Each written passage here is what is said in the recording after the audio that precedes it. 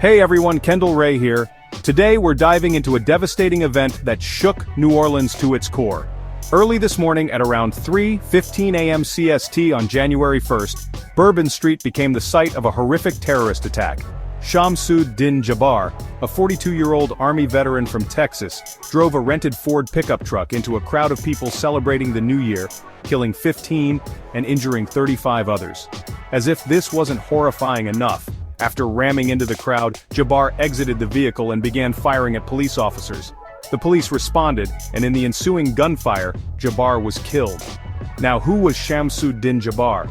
As an Army veteran and U.S. citizen, he seemed like an unlikely perpetrator of such a heinous act. But disturbing findings in his truck, including an ISIS flag, weapons, and a potential IED, suggest otherwise. The FBI is digging deep, investigating his possible ties to terrorist organizations, and whether he had any accomplices. Houston, Texas has also become a focal point in this investigation, with authorities looking into a secondary location connected to Jabbar. In the wake of this tragedy, the victims' stories add a personal dimension to the horror.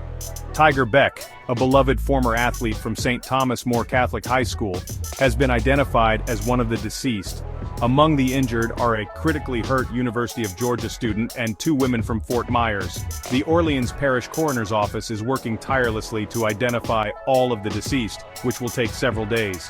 Adding to the chaos, 2 additional potential IEDs were discovered in the French Quarter. Fortunately, they were safely neutralized, but one was disturbingly placed between 2 police cars after the initial attack. The response from officials has been swift. The FBI is treating this as an act of terrorism, and President Biden has expressed his condolences, pledging federal support for the investigation.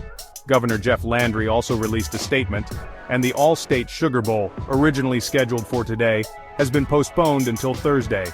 There's been some controversy over the lack of bollards on Bourbon Street, which might have prevented the truck from reaching the crowd. Police Superintendent Kirkpatrick mentioned that the bollards were under replacement and might not have stopped the attack entirely.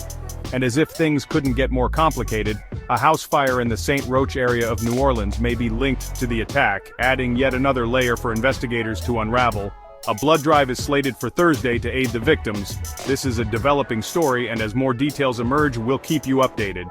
Stay safe, everyone, and my thoughts are with the victims and their families during this incredibly difficult time.